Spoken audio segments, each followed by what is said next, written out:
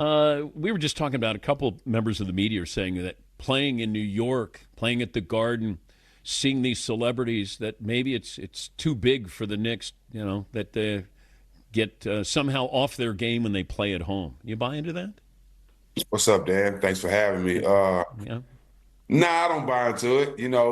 Uh, I will say that everybody's not built for those moments. I know a lot of guys I played with and played against that were great shooters that made shots first three quarters. Fourth quarter, big games in playoffs, they couldn't fall. I started some, Dan, that said, I make love to pressure. I love those moments. I love being in those big old crowds. So, but everybody can't do it, and sometimes people do get rattled. How do you explain Halliburton? IQ. I think his whole success is being a student of the game and understanding the game.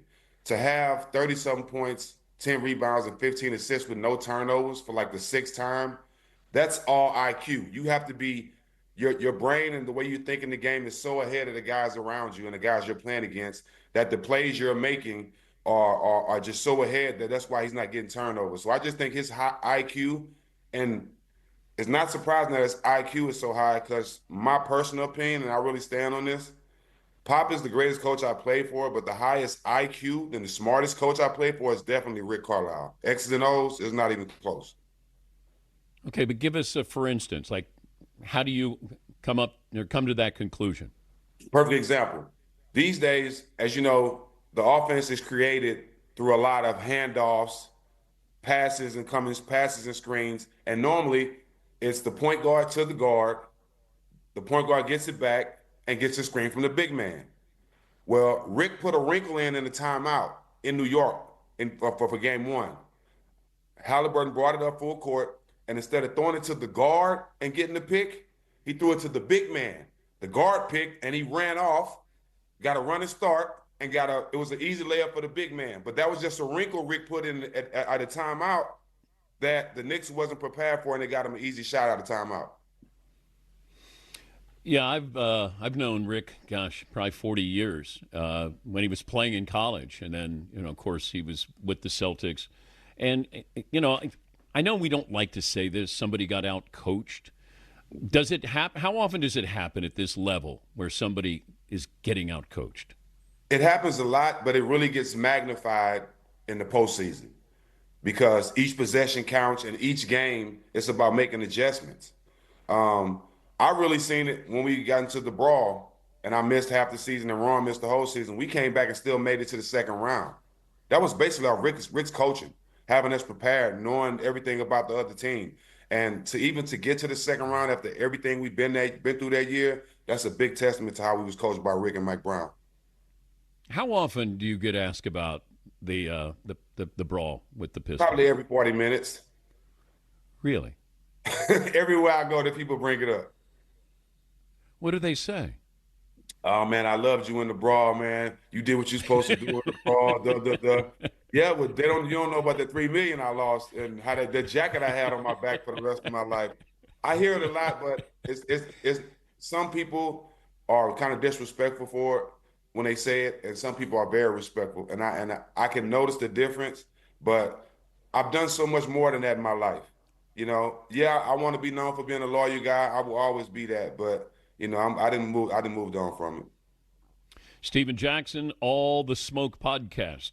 How often when Michael Jordan played pickup when you played for the Bobcats? When I was there 2 years, he did it twice.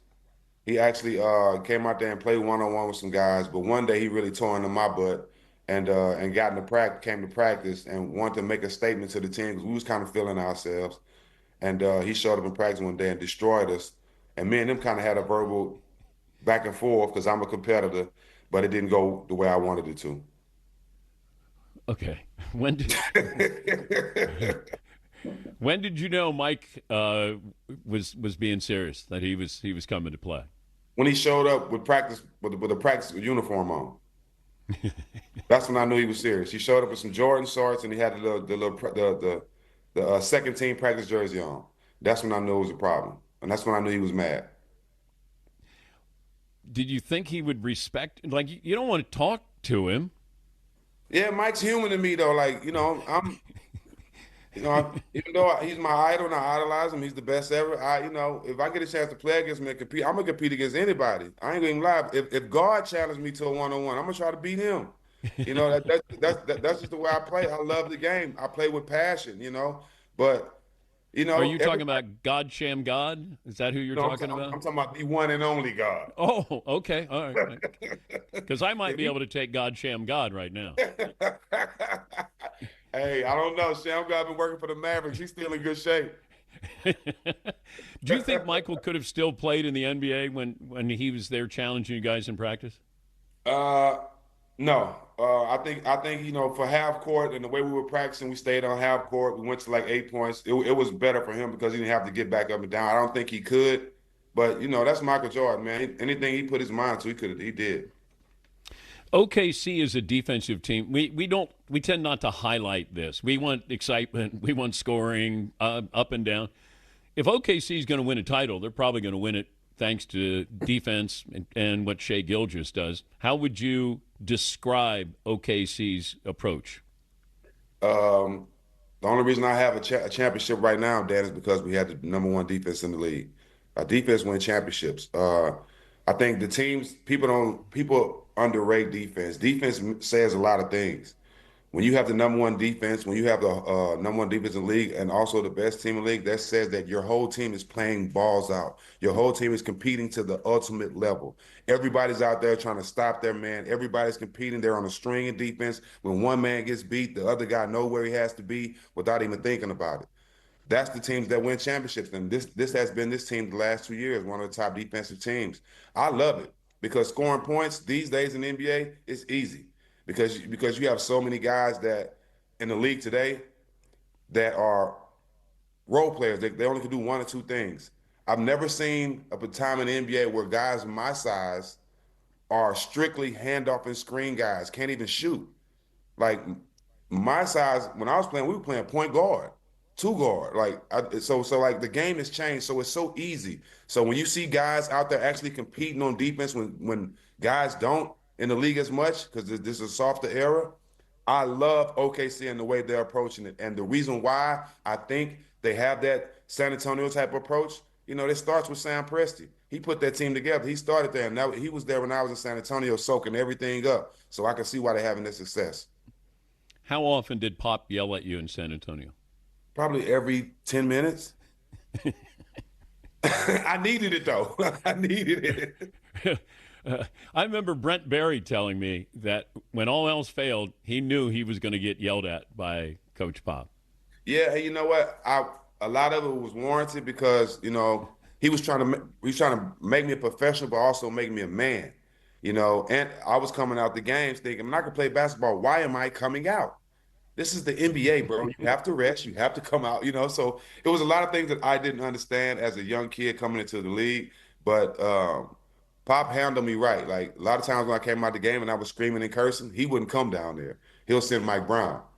And Mike Brown just stand in front of me and let me curse him out and take it.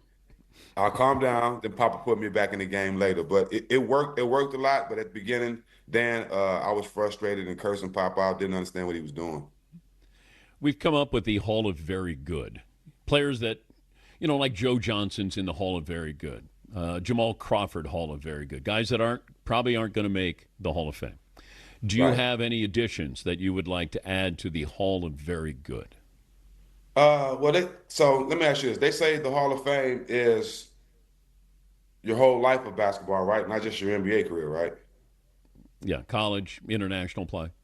Yeah, and if you win championships on every level, you should be, close to it.